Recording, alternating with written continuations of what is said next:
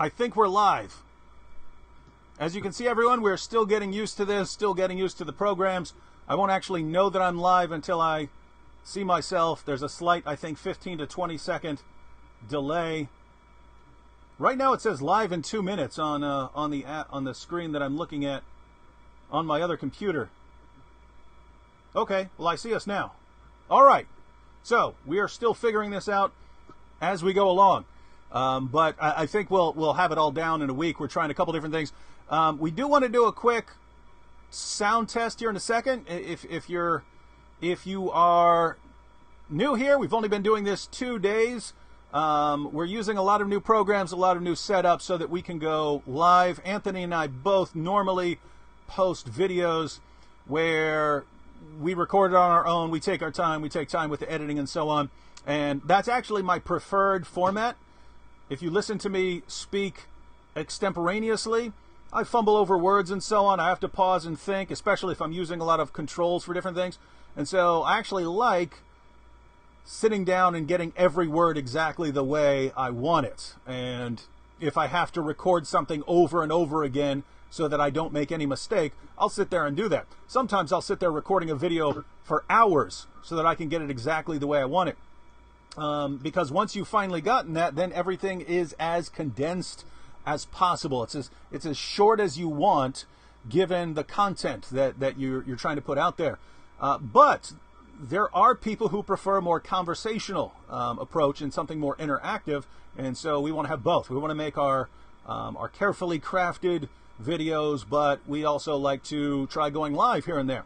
And so for just 2 weeks, and then we're gonna reassess the situation after that. For 2 weeks, Anthony and I are going to go live during weekdays. So the rest of this week, so that'll be tonight and tomorrow, and then we'll start again on Monday, go Monday through Friday, and then a few days the following week, and then we'll figure out if we want to keep it up going nightly or just make it once or twice per week, something like that. So that's a situation here. Let me do a quick sound test, and then we'll get some of Anthony's background here. How does the sound? See, I checked the sound. I don't even know why I'm asking, because I asked everyone about the sound yesterday, and people said it sounded fine.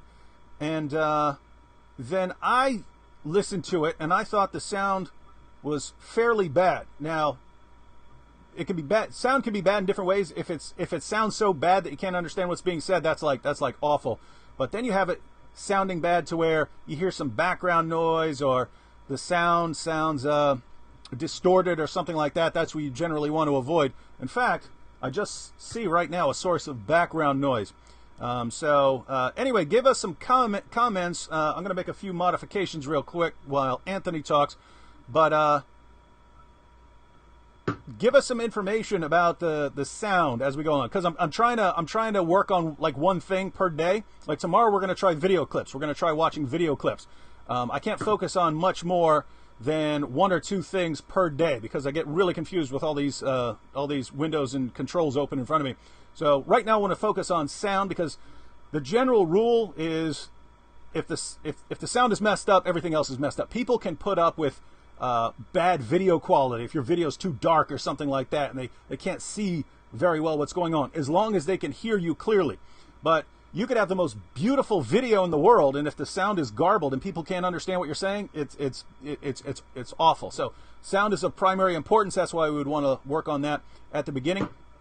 So give us some feedback on that as we go along, and then I can look at the comments later. Anthony, people are more familiar with me on my channel than they are with you on my channel, even though you've had many videos posted on my channel. Most people are far more familiar with me because they've been watching me, some of them for 8 or 9 years or something like that. So people know me as this like criminal background loser who became a Christian. Why don't you share, just for 2 or 3 minutes, a little bit about your background so they get to know who is Anthony Rogers. Yeah, well, first let me say, since most people on here will know you through YouTube, we've actually been working together in one way or another for quite a long time. I was trying to remember how far back it goes. I might need to take a minute to pinpoint the first encounter, but I started writing for Answering Islam, I think it was back in 2008, but I don't think it was until later that I noticed you were also a contributor on Answering Islam. So you were there prior to me, but so we at least were contributing to the same website for quite a while. And then over time, I gravitated over to your blog, Answering Muslims, and eventually, and I don't know the date on this either, you brought me on as a contributor, and then you had the foresight to start doing things on YouTube, and we're continuing that as we continued to write on the blog, and then eventually sort of slowed down in your contributions to the blog, even though it's still up and running. But yeah, so we've been doing things together for quite a while. We've even participated at times in debates, for example, the Chino Hills debates with Shadid Lewis. Yeah, so my background, I grew up in Orange County, California. I was involved in gangs in my teen years.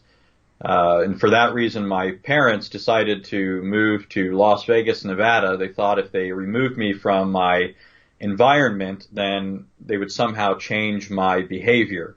And anyone who's familiar with the doctrine of man in Scripture knows that's simply false. You know, Scripture teaches that man is prone to evil. We're born sinful. And so simply changing my environment wasn't going to change anything about my nature. I was going to continue to be the kind of person that I was and pursue the path that I was pursuing already. And so as soon as we moved to Vegas, I quickly fell in with the same group of people. I started to run with gangs, become involved in all sorts of criminal activity, including theft.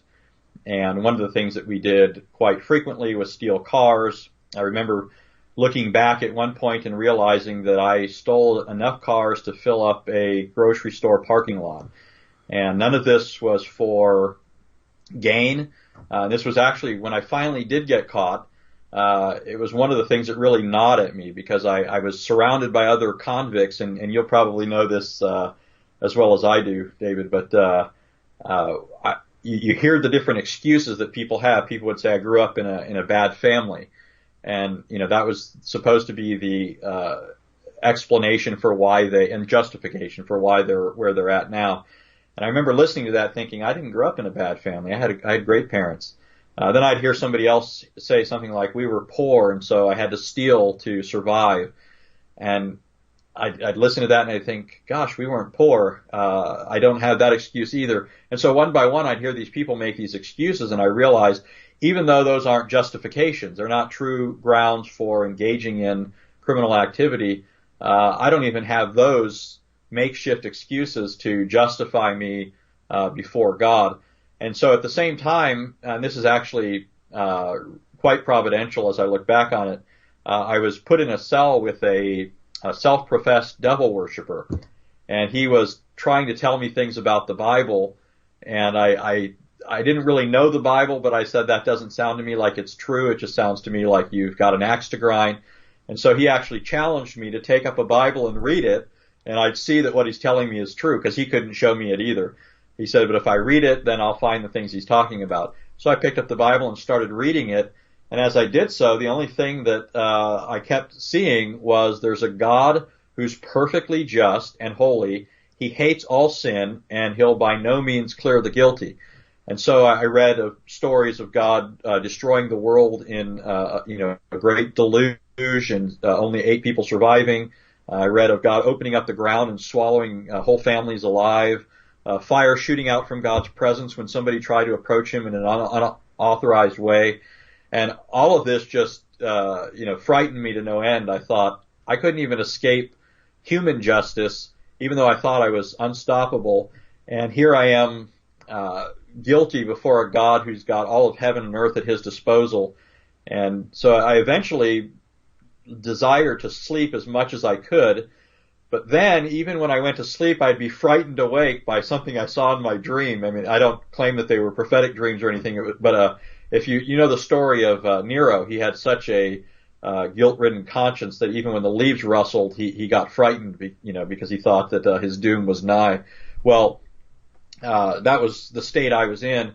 And it wasn't until I heard somebody preach the gospel of Christ and explained how Christ paid the penalty for sin. He lived a perfect life, and through faith in him, God imputes his righteousness to us and accounts us as just, that I finally understood the gospel, and I believed and was saved, and ever since have been serving Christ. And one other thing I would add is it was in that context where I was converted in prison where I first became interested in evangelism and apologetics, because I was surrounded by a number of non-Christian groups, including Muslims, the Nation of Islam, Eckankar, Mormons, Jehovah's Witnesses, you name it.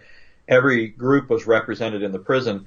And particularly in the case of Islam, the Muslims there didn't have a heart change. Islam can't change the heart.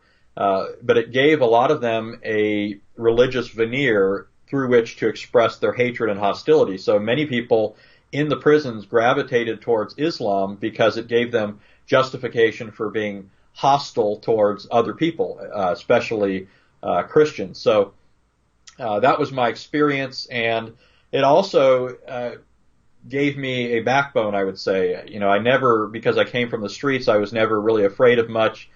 But becoming a Christian in prison, where it wasn't popular to do so, many people think that if you become a Christian in prison, you know, you'll get some kind of special favor. Actually, it was the opposite. Christians were towards the bottom of the totem pole. There are only a few classes of people, as you know, that are lower than Christians. But so I experienced a great deal of opposition, and learned from that never to be afraid and to testify of Christ in any situation. So. All right. Well, that is, let me see here. If I can switch it back. Pow! Man, I'm good. Hey, but now we're reversed. That's weird. Okay. I'm gonna be cracking up at learning what all these buttons do when I click on them, because some of these I'm clicking for the first time. So anyway, that was helpful, Anthony, and yeah, mine's a little similar as far as prison actually having a certain builds up some good qualities that can become helpful if you're confronting, especially if you're confronting dangerous ideologies. You just end up not scared of anything. It's like David, we're gonna hurt you. Oh, guys, I spent years in prison around murderers and rapists and drug dealers and everything else. You really think I'm scared of a keyboard jihadi, right? So anyway, good time. But now, just so everyone knows, and I think we have the major sound problems taken care of. Someone was mentioning background noise. There's actually an air conditioner over to the side of me because it's boiling up here. I think that's taken care of. Yesterday there was like a clicking sound as comments were coming in. I turned off sound effects, so I think that problem is solved. And we might have all of the main sound issues taken care of, so we can focus on some other things as we're going on. Again, ladies and gentlemen, if you're just tuning in, we're kind of experimenting with a new setup, so we're going to be asking for feedback as we go along, so that we know how everything sounds, we know how everything looks, we know how whether people like certain aspects of the format or not, and we will adapt as time goes on. Now, I wanted to try one more thing new, and that is, I think if I click on a comment, I can actually insert it into the video. Let me try it. Ah, look at that. I won't know if it actually came up on your screen until I see it over here. There's like a 15 to 20 second delay. But Anthony, we had a question that actually follows up on what you just said. David, why become a Christian? So, what do you think? Why should someone become a Christian, Anthony? Yeah, well, the obvious answer is because it's true, and so the follow-up would be, how do we know that it's true? And there are a number of ways a person can go about arguing for this. First, I'd just say, since I just gave my testimony, my personal persuasion of the truth of Christianity was that I recognized that it spoke the truth about my own heart, the reality of my sin, and brought conviction and the necessity of the atonement of Christ by virtue of God's law, which was written not only in Scripture but in my conscience. And so those sorts of things rang true to me. That obviously isn't the only thing that we would say. We believe there's objective public evidence for the truth of Christianity, but I don't think that's insignificant simply because it's not the same sort of thing most people are looking for when they think of evidence. But as far as evidence goes, and you've done this numerous times, and you'll probably want to chime in on this, but we would point to the reality of Christ's crucifixion and resurrection. The crucifixion, of course, the best attested and most widely acknowledged historical fact about Jesus, not even questioned except by fringe scholars like what's his name? I can't even think of his name. He's such a fringe scholar. Richard Carrier. Mm-hmm. In any case, so the crucifixion of Christ is widely attested, firmly entrenched in historical fact. And so the question really only is, did Jesus actually rise from the dead? A fact predicted in the Old Testament, predicted by Jesus, and we would say attested not only through multiple witnesses in the New Testament, witnesses who were willing to seal their testimony with their blood, something you wouldn't expect when somebody is talking about an empirical fact, right? I mean, you could have people that might die for an ideology that they're persuaded is true, but no person's going to willingly lay down their life for something they claim to have seen, but no, they didn't see. And so we at least know that the authors of the New Testament believed that they witnessed the resurrection of the Lord Jesus. They saw him in his glorified, resurrected body.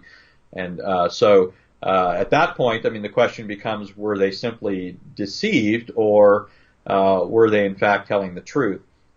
And the deception idea simply doesn't work. I mean, there are any number of ways a person might claim they were deceived. The most popular would be to say something like they saw a hallucination.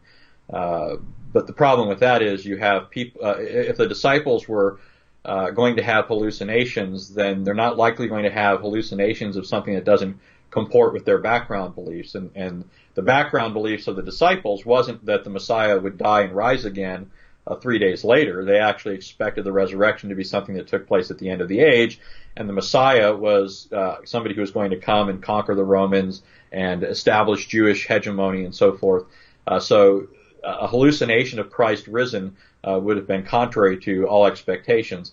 As well, you have the fact that the resurrection of Christ was witnessed by not only one person, not only on one occasion, but by multiple people on multiple occasions. So, I mean, there's just a wealth of information evidentially that points to the reality of Christ's resurrection. Mm-hmm. And I wouldn't even say that's all there is to the case that could be made for Christianity. There's a lot more that could be said, but that would be for starters. All right. Wanted to acknowledge super chatters here real quick. Lily says, sounds good. Sound is good. God bless David and Anthony. Thank you, Lily. And Jordan Marshall actually had a request. He said, hey, David, 2 things. Can you tell us the story of showing the evidence of Jesus' death to Nabil's dad in the religious circle?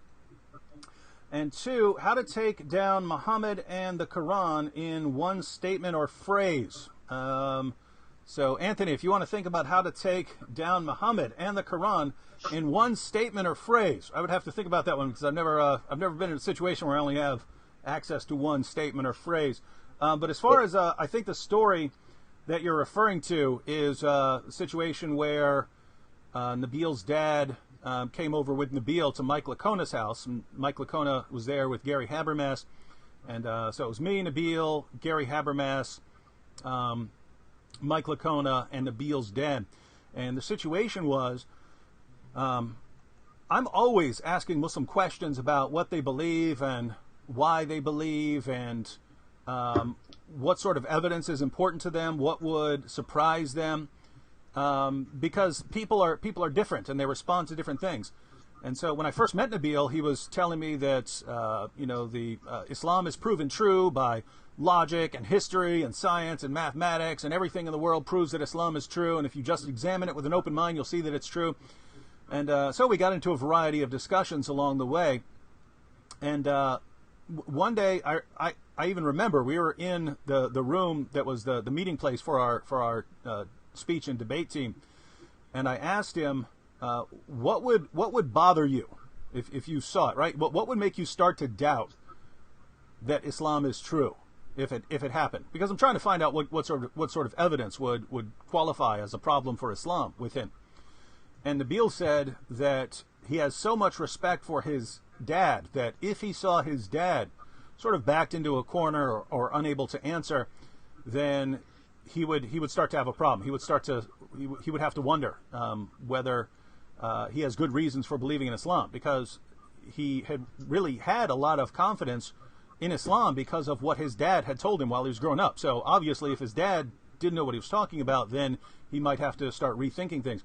So anyway, I knew Mike Licona was working on a book. That's the Case for the Resurrection of Jesus. You can still get that with Gary Habermas, and so I invited Nabil to bring his dad over, and there was supposed to be someone else there, some Muslim scholar who was going to come with them. So Nabil, the original plan was for me and Nabil to moderate the discussion between Gary Habermas and Mike Licona on the one hand, and Nabil's dad and another Muslim on the other hand. And somehow right at the end, the other Muslim couldn't make it, and so the idea was I would kind of moderate the discussion, and it would be Nabil and his dad on one side and Gary and Mike on the other. And so that discussion went on for a while, and I was actually getting slightly annoyed because Gary and Mike were being much too nice, right? I mean, I could tell that Nabil's dad or Nabil would say something, and they could absolutely annihilate it. I know they could, but they were trying to be nice, right? They weren't trying to hurt anyone's feelings. So they just kept letting them go over and over again, making these very strange points. And it was getting towards the end, and I was like, gosh, Gary and Mike are almost just letting Nabil and Nabil's dad dominate the discussion the entire time. So what's going on here? And finally, Nabil's dad mentioned as evidence that Jesus survived crucifixion, the Shroud of Turin.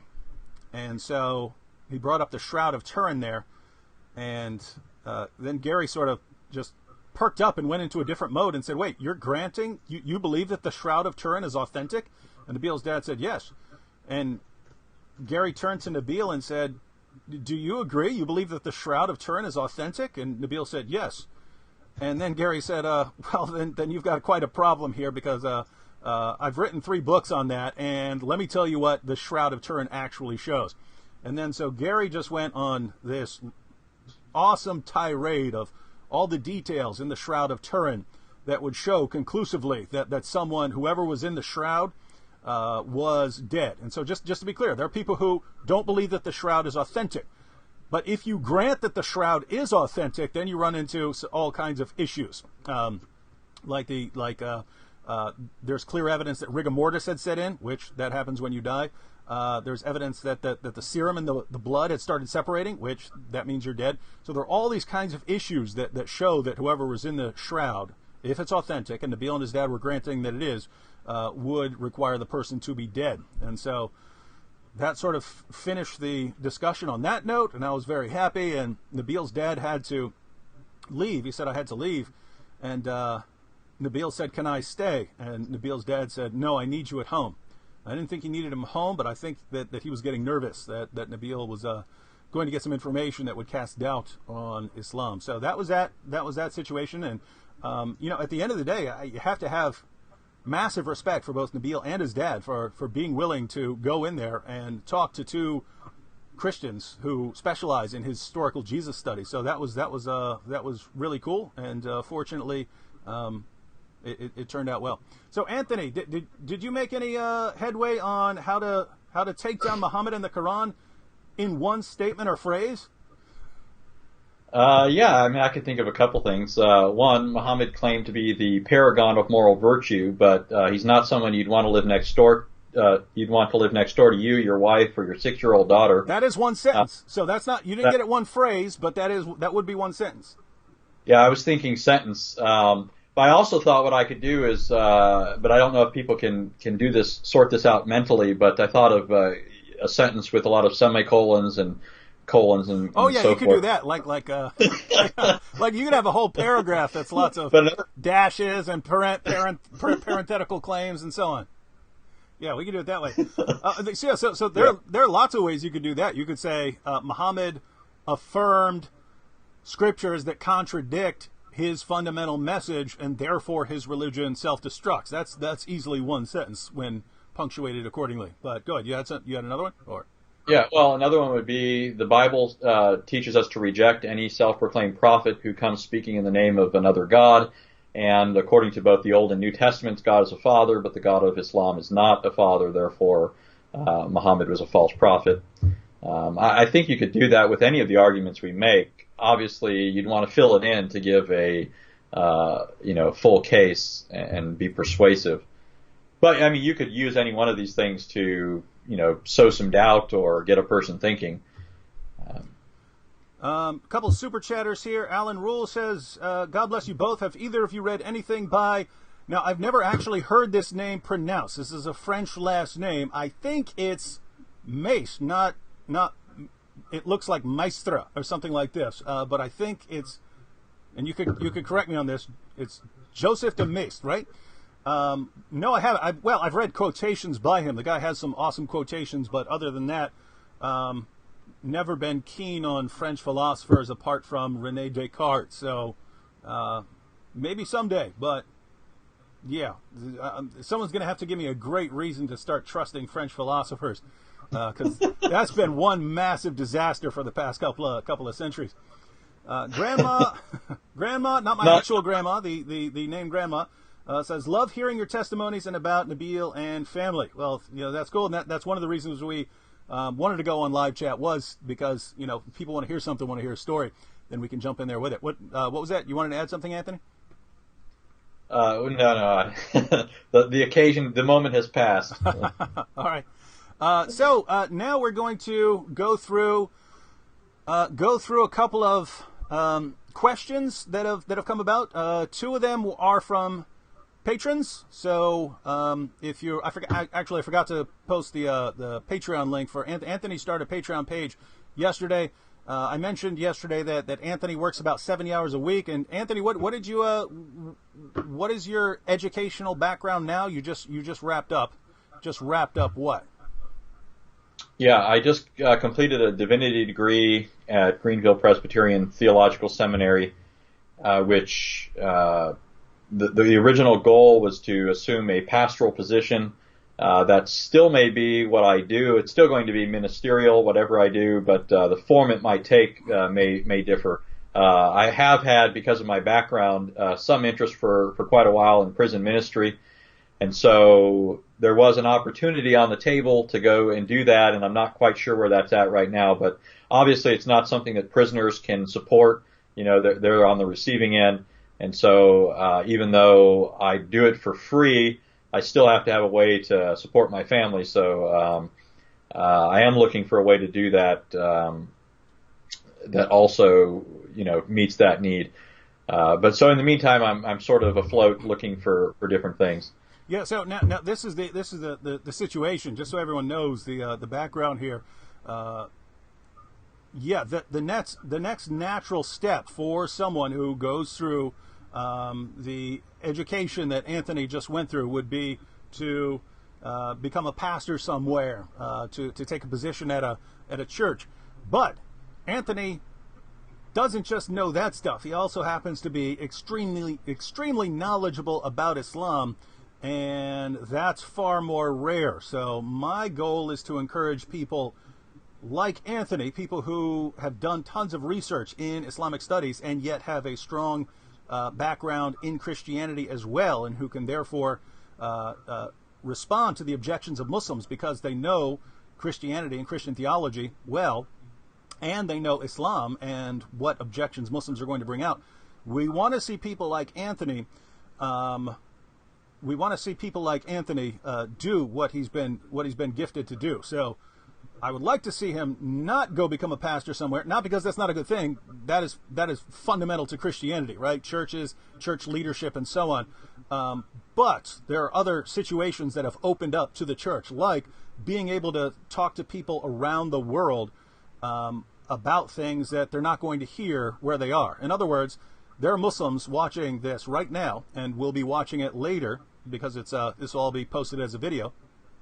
There are Muslims who will be watching this in the Middle East, in Pakistan, across the Muslim world. There are Muslims who will be watching these programs. And the fact that right now we can reach Muslims who in their area are not going to hear the information that we're giving. They're not going to hear it from their leaders. They're not going to hear it from their imam. They're not going to hear it from their families.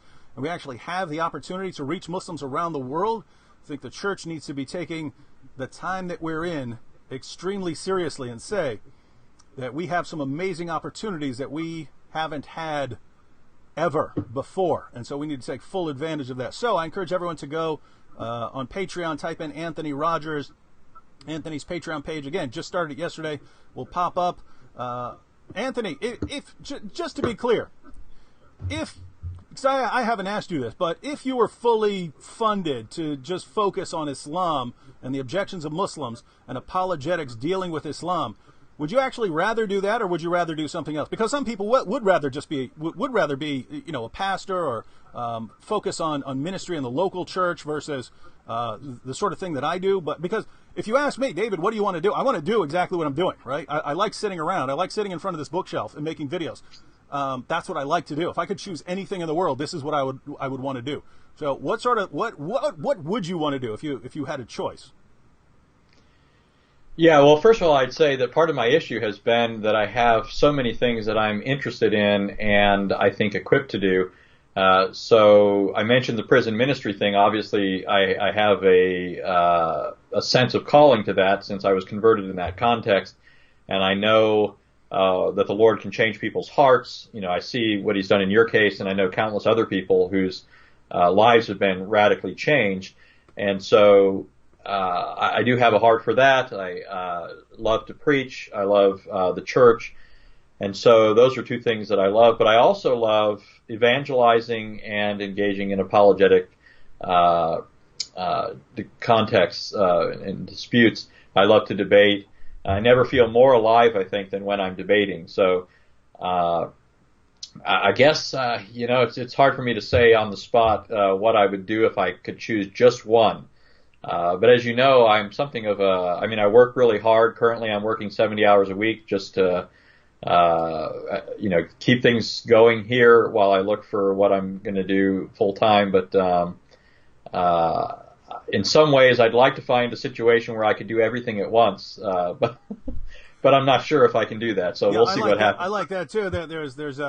I wish there were like 80 hours in a day, right? And so it could actually do everything. That would be awesome. We had one super chat, and then we're going to get to some questions that we're going to respond to. Julie asked, if you were majoring in ministry, what second language would you suggest a person know for the U.S. as a plus? I don't know there. So majoring in ministry, what second language would you suggest? It kind of depends. Like if you were going into New Testament studies, then obviously Greek or something like that.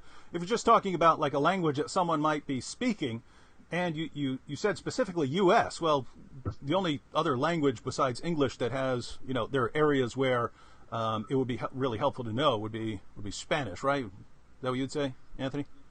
Yeah. So, yeah. All right, now let's go on to some questions. First, we'll go through two from some of my patrons here. What is the difference between Sunni and Shia, and why do Sunnis not consider Shia as true Muslims? I have heard that Shias have closer ties with Christianity. Is it true? So Sunnis and Shias are the two main sects of Islam, and they do have some differences in some theological differences and some other differences down the road, differences in practice and so on. They have a lot of similarity as well, but the divide ultimately goes back to Muhammad dying without clearly appointing a successor. So some Muslims said that the successor and leadership should be sort of the best Muslim in the community, and they regarded Abu Bakr as the man to go to here. So many people sided with Abu Bakr, saying that Abu Bakr should be the leader after Muhammad. But others said no, it should be someone in the family of Muhammad. And so Ali ibn Abi Talib had married Muhammad's daughter, and so the claim was that Ali should be the next leader. And he was also related to Muhammad. So that was the claim, and then so there were Muslims who rallied around Ali. and very quickly they started killing each other. In fact, Aisha, who was Abu Bakr's daughter and Muhammad's child bride, eventually marched an army out against Ali, and they fought what's called the Battle of the Camel. And about 10,000 Muslims died in bloody combat. Muslims who had been on both sides of that battle, who had been alongside Muhammad at the battles of Badr and Uhud and so on. And so we see very early on Muslims just slaughtering each other over disagreements.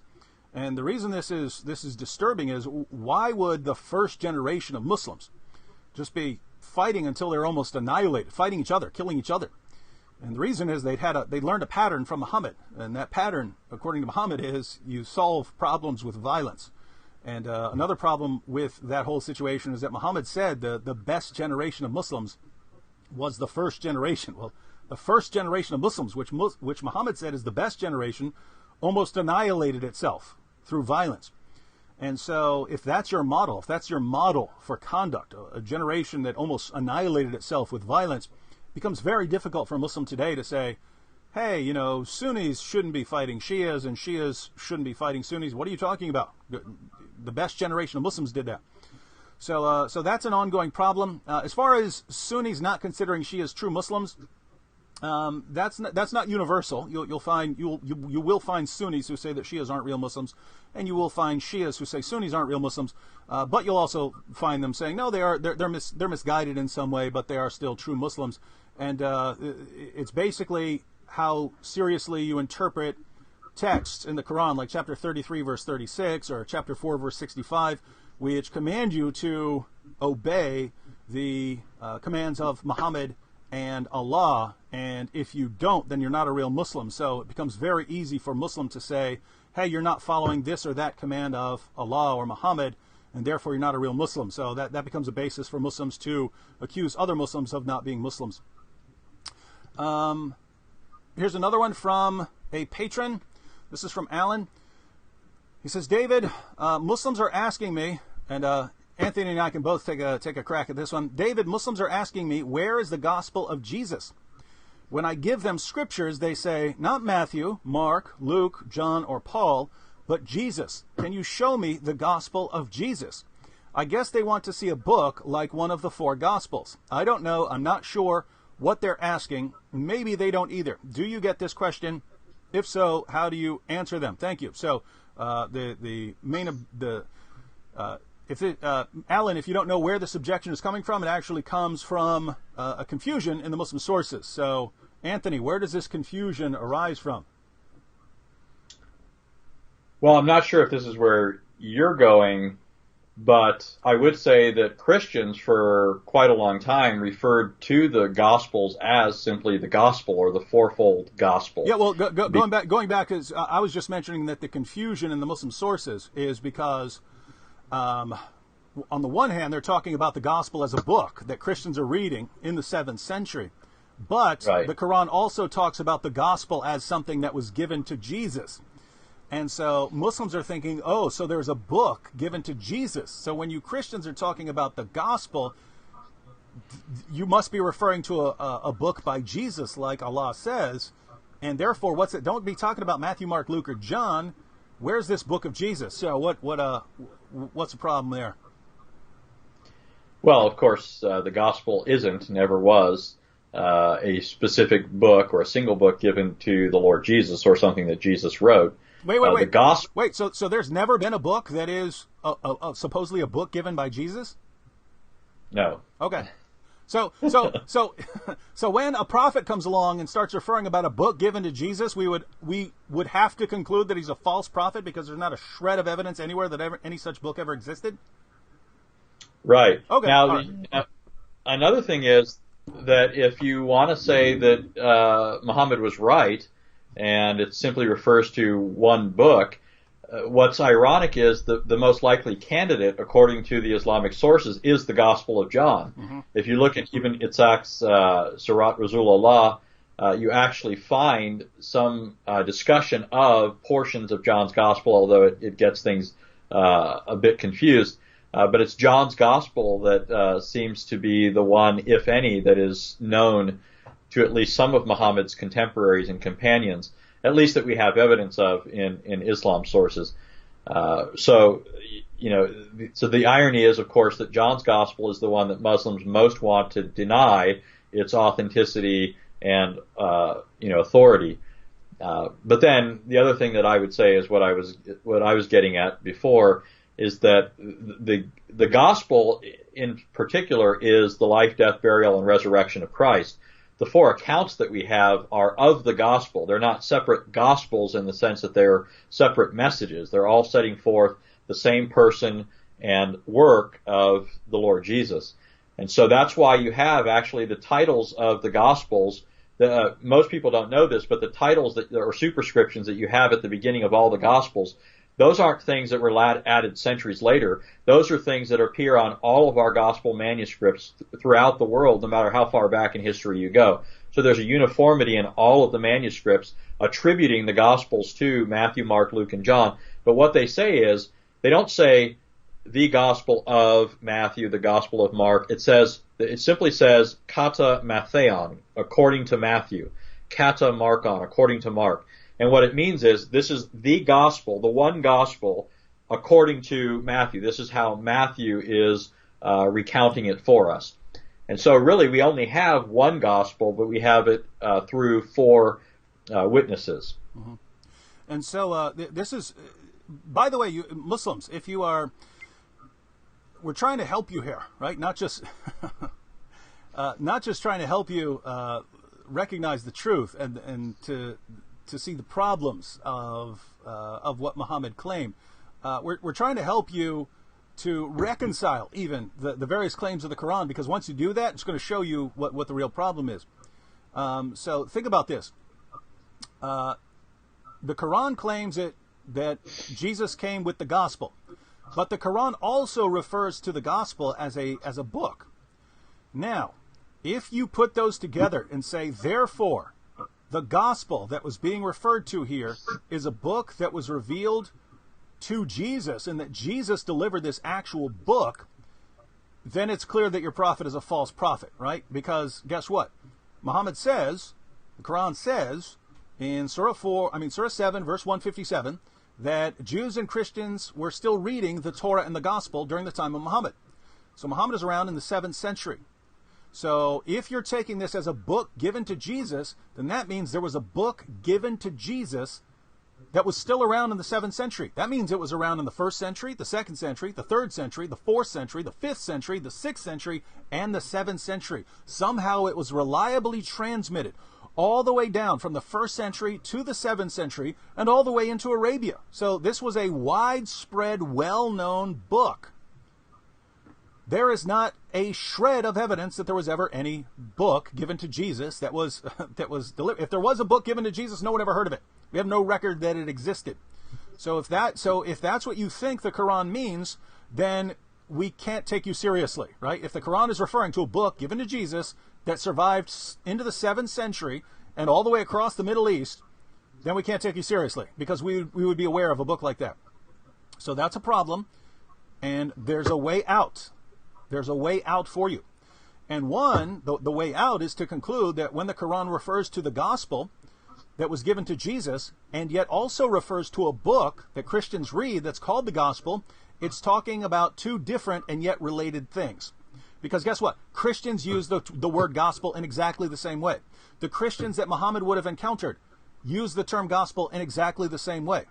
They refer to the gospel as the message that Jesus brought. So Jesus came with the gospel. Jesus preached the gospel. Gospel means good news. So it's a message that Jesus brought. But if you're referring to a book, as Anthony pointed out, the four gospels were treated as one book called the Fourfold Gospel. And also, as Anthony mentioned, if you want to go with one gospel and say, what one book is this referring to, then the one in the earliest Muslim sources is the Gospel of John. And notice when Muslims have to answer, well, where does the gospel talk about Muhammad? They would start quoting the Gospel of John here. So they didn't have some other book. Do you see the problem here? The early Muslim community is referring to the gospel, and that there are prophecies about Muhammad in the gospel. And when you ask the early Muslim community, what are you talking about? They don't say, oh, we're talking about this, the gospel of Jesus here, that was written by Jesus. The early Muslim community doesn't say that. They say, oh yeah, right here, the Gospel of John. This is where we get it from. So it's clear that this is what the early Muslim community was thinking of. So the only way to reconcile the Quranic claims that the gospel was brought by Jesus, one, and two, that the gospel is a book that Christians were reading, is exactly the same way Christians use these terms. That Jesus brought the gospel, the good news, and yet the books that the Christians wrote were collected into a collection called the fourfold gospel, or simply the gospel. And that's the collection of Matthew, Mark, Luke, and John. That's what it means when it's referring to a text. So the Quran refers to a book that's being read in the 7th century by Christians. What book is that? Well, we know what it is. And if the Quran means something else, the Quran should specify what it means. And if you think it means some book given to Jesus, you've got a huge problem on your hands.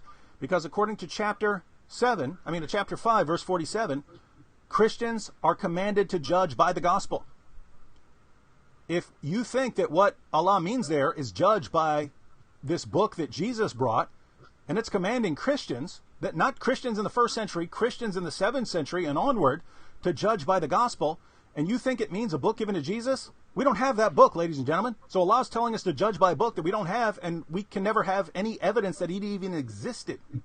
So if we take the claims the way Muslims take them, we have to regard Islam and the Quran and Muhammad as just utter nonsense and a false prophet, because you can't make sense of it. Allah can't be commanding us to judge by something that we don't have. Chapter 5, verse 68 says we have no ground to stand upon unless we stand upon the Torah and the gospel. Well, how do we stand upon the gospel if we don't have it? So if you say to a Christian, for the first several centuries of Christianity leading up to Muhammad, and you say, judge by a gospel, and I'm referring to the book, any Christian would think you mean the fourfold gospel. Matthew, Mark, Luke, and John were treated as a unit called the gospel. So if you're referring to a text, that means that. If you're saying it means something else, then Allah really needs to be more clear. In other words, imagine if I come up to you Muslims and I say, you Muslims judge by the Quran, and then I walk away and I don't say anything else. Well, you would assume I mean the Quran, right? The one that you have on your shelf. You would assume that that's what I mean, right? Well, what if I didn't mean that? I meant some other book that you never had and you've never heard of, and there's no evidence that it even existed. Well, then you'd start thinking I'm just incoherent, right? I'm not making any sense. I'm telling you to do things that you can't possibly do, and I'm being hopelessly unclear. So if Allah is telling Christians judge by the gospel, and the book that we have that is called the gospel is the collection of Matthew, Mark, Luke, and John, if you're telling us Allah meant something else, then you're telling us that Allah is a horrible communicator who can't explain what he means. And this in spite of the fact that the Quran over and over and over again claims to be perfectly clear in its commands. If Allah meant some other book that we don't have, then Allah is not clear and the Quran is wrong. So Alan, if that's the objection your friends are using, you've got some slam dunk material to go on for that. All right, Anthony wanted to jump in on a super chatter right here, and I want to try this again where I actually insert the super chat comment. Pow! That is nifty right there.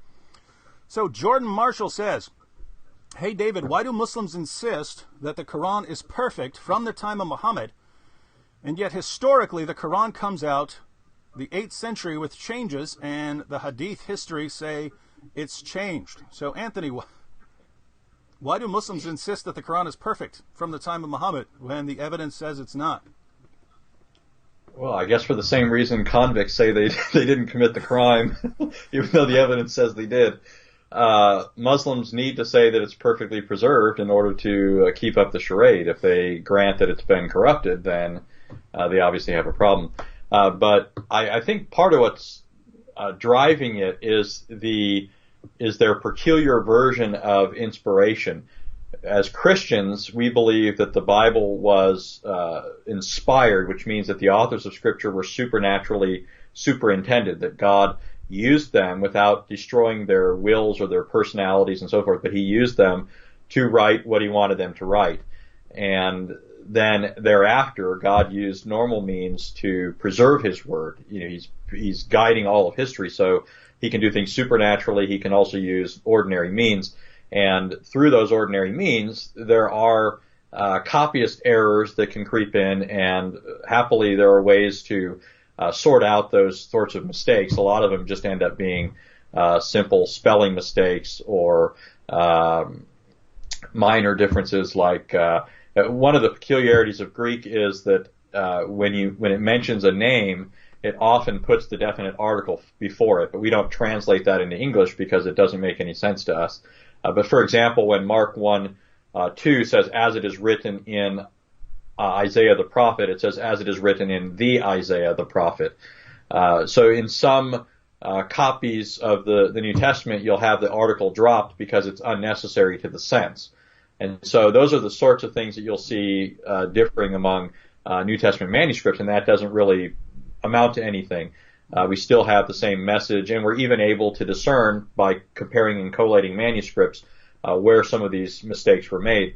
But Muslims think that the Quran is Allah's eternal speech, and so they can't, in light of that, come to terms with the idea that there could be mistakes in Allah's eternal speech. It would, I guess, in their minds, mean that Allah's stuttering or something, or somehow fumbling his words. But also, I think that part of what drives it is simply the apologetic value they think it gives them. They think if they can claim the Quran has never had copyist errors, which we know it has, then somehow that gives them a leg up on Christians. But it's kind of odd because, I mean, you can pick up, I thought I had my Yusuf Ali here, but you could pick up Yusuf Ali's translation of the Quran and you can read him in footnotes making observations about Quranic variants. And he's not even bringing up all of them. He's just bringing up a few here and there. But it's not like it's... Yeah, and anyone who wants to check that, get the Yusuf Ali edition of the Quran where he includes the footnotes, and go to chapter 33, verse 6, because there's actually a verse there where Yusuf Ali apparently likes a variant better. In other words, if you Muslims don't know what we're talking about, there are variants in your sources. And in other words, different Muslims had different, well, if you go back, different Muslims had entirely different chapters in their Qurans. Ubay ibn Ka'b had 116 chapters in his Quran. You have 114 chapters in yours. Abdullah ibn Masud had 111 chapters in his Quran. Again, you have 114 in yours.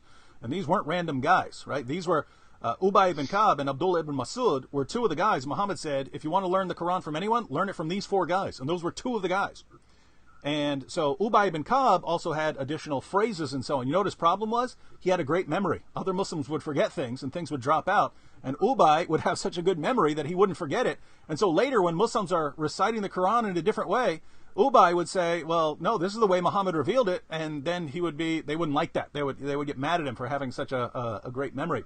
But, so I would actually draw a distinction here between Muslim scholars and your average Muslim. Because your average Muslim, the reason he believes that the Quran has been perfectly preserved right down to the letter is just that's what he's been told all his life by his imam and his parents. That's it. It doesn't go any deeper than that. He didn't come to this conclusion after examining the manuscripts. He didn't come to this conclusion from going to the Muslim sources and seeing what they say about the history of the text of the Quran. He's just been told that. So your average Muslim who says this, he's not trying to trick you, he's not trying to deceive you. He really believes that the Quran has been perfectly preserved right down to the letter. But it's because he's been told a bunch of nonsense by his leaders. So that's a situation with your average Muslim. Now what disturbs me is the Muslim leaders who've read the same sources that Anthony and I read, right? So your Muslim leaders who've read the Muslim sources, they know that entire chapters came up missing, that large passages came up missing, that verses were eaten by a sheep.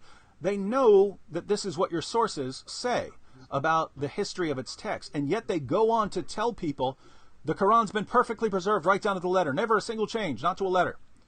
And so if you've read the Muslim sources, you know this is a lie, and yet they continue telling your average Muslim perfect preservation. Why? Because as Anthony pointed out, it has apologetic value, right? This gives Muslims a false confidence in their book and allows them to go out to their Christian friends and say, oh, you see that? You Christians, you can go into any Christian bookstore and read a book about textual criticism. Now, by the way, why is that? It's because Christians are honest, right? Christians are honest with the evidence. And they take the evidence seriously. And they do textual criticism to get back to the original reading. But Muslims just ignore all of that and pretend that it didn't happen. And so this allows the Muslim to go and say, "Hi, you Christians, you see, you admit that you have textual variants. In Islam, there's never been a textual variant." And it's absolute nonsense. And yet Muslim leaders keep telling Muslims this. Why? Because it gives them a false confidence. Now, that has worked well for Muslims, because you can go up to any Muslim and one of his first claims out of his mouth, Quran's been perfectly preserved. This proves that it's the Word of God. And most Christians don't know enough to actually respond to that. But Muslims have set themselves up for a massive fall here. They've set themselves up for a massive fall. Because once you've built your case and people's confidence on a foundation of lies and outright deception, such that anyone who spends 5 minutes actually examining this issue will realize that their heads have been filled with false claims, you've set yourself up for a fall. Because all we need is a well-informed group of Christian apologists to actually read what's in your sources and wreak absolute havoc on the false claims that you spread. And now Muslims are going to start to realize, wait a minute, my leaders told me all my life the Quran has been perfectly preserved, and yet that's a lie. If they lied to me about that, what else have they lied to me about? All right, Anthony, we have we actually had several more things that we wanted to respond to. That's no problem, since we're going on tomorrow night as well. We can those are already queued up for tomorrow. Wanted to address one more super chatter here because it's a quick one. Wade says, how frequently do you two read the Quran and the Hadith? It must be unpleasant. I can't speak for Anthony, but I read some of the Quran and the Hadith pretty much every day, because that's what I do. But Anthony, you've been studying Christianity for a while, so how frequently are you studying the Muslim sources? Yeah, so with the Quran, for quite a while I was pretty consistently reading through it. I've read through it, I don't know how many times, quite a number of times, but it came to the point where I started doing a lot more detailed analysis, so that I was going much slower. So I continued to read through the Islamic sources. I have a portion of every day devoted to that. But I'm also working my way through Ahmed bin Hanbal's Musnad. So this one's volume 1. I'm actually reading volume 3 at the moment. But yeah, so obviously there's not only the Quran but the Hadiths, and while reading the Quran and the Hadith can be nauseating at times, there's also a lot of entertainment value there. Mm-hmm. So there are things that keep you going.